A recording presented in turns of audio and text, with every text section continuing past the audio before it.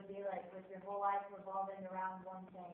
On the outside, you might look all right, but on the inside, you feel shackled by many chains. Imagine enjoying a certain pleasure to get your mind off certain things, where you laugh, where it once made you laugh with joy, but over time it turns to misery and shame. Imagine being a slave to your thoughts and your own mind, where you become so consumed with this thing that you more or less become blind. You become blind to what's real, to the truth and who you are. Your heart's desires rapidly change, and you begin to love your loved ones from afar.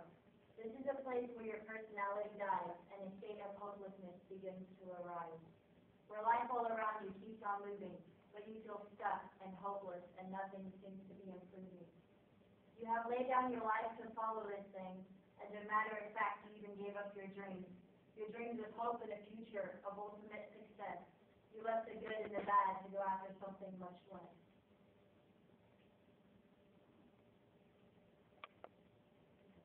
This thing has drastically altered you, making you feel numb and causing you to do things that you wouldn't normally do.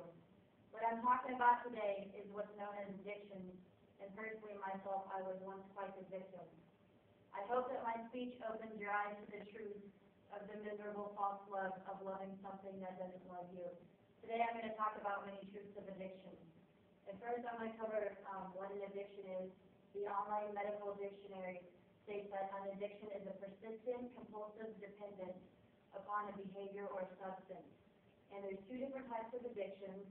First is the substance addiction, where you're addicted to a chemical that's found in drugs, alcohol, nicotine, caffeine.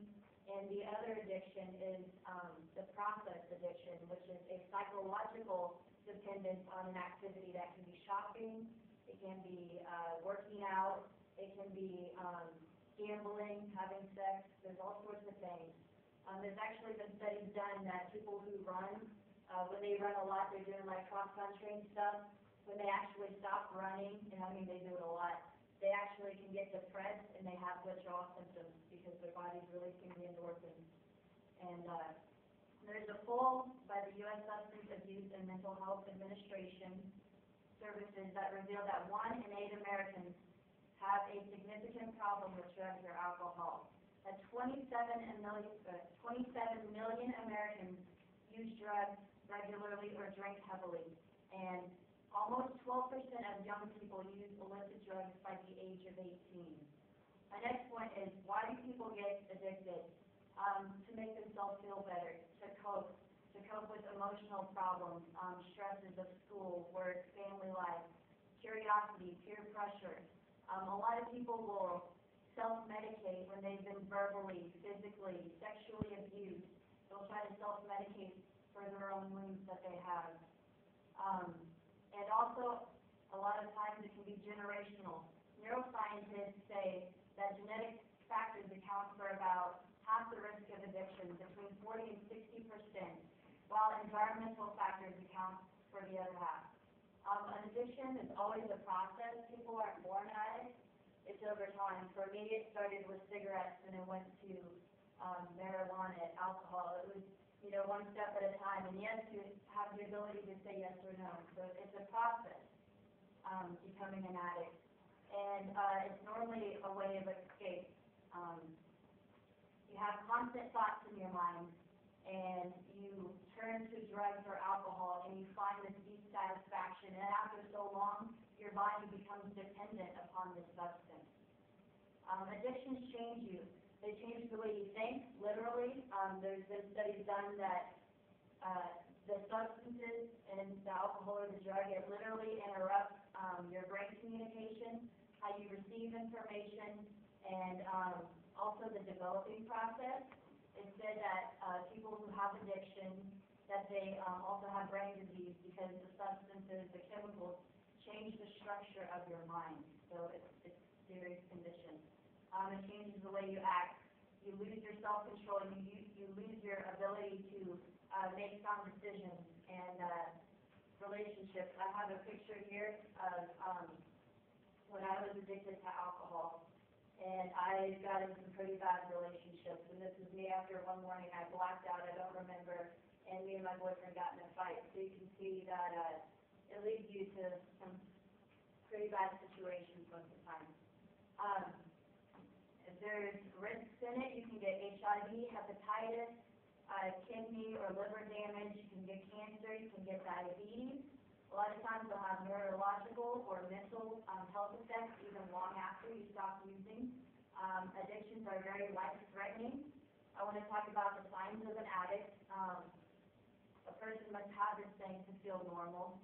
A lot of times they will have difficulties in their relationships, will change crowds. Their grades will go down, they'll have problems at school, they'll change their appearance, they stop caring about, their personal appearance as much. They try to hide their addiction, they have frequent mood changes and stuff like that. This isn't an unlimited list, but a lot of the times when people have an addiction, you'll see this in them.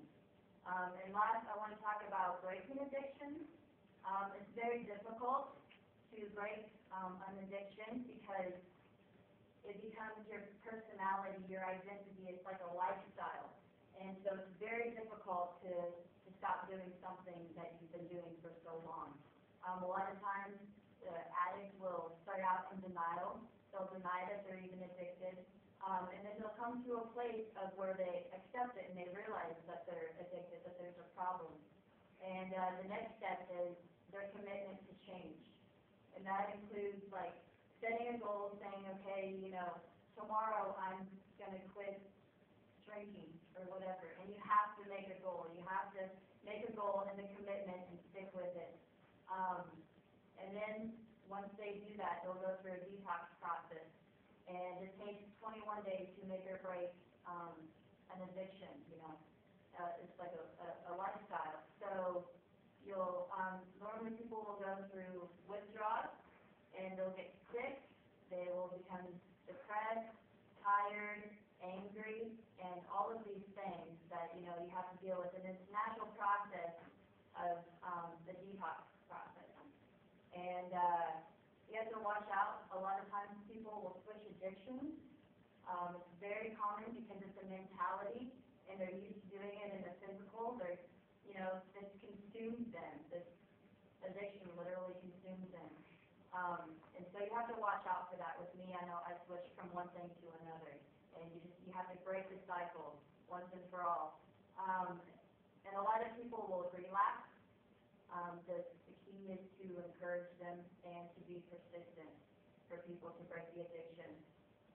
And lastly, it's important to get to the root of the issue because behind every addict there is a hurting person and a real person. So it's important to deal with the root issue of why they're addicted before they can be completely healed and before they can let go of this addiction. There's many ways that people can get help. They can go to counselors, they can go to psychiatrists, they can go to treatment centers who will help them out. For me, myself, I gave my life to the Lord, and He's helped me through it all. So, if anyone has any questions, I just want to encourage you guys. If you have questions about it, or you know someone who's addicted, I'm available to talk to anyone, if they need help. There's a place called The Way Out. It's an addiction treatment center. I don't know if I should give it. I should do it now. I have a telephone number for people that they can call and ask questions if they know anyone who's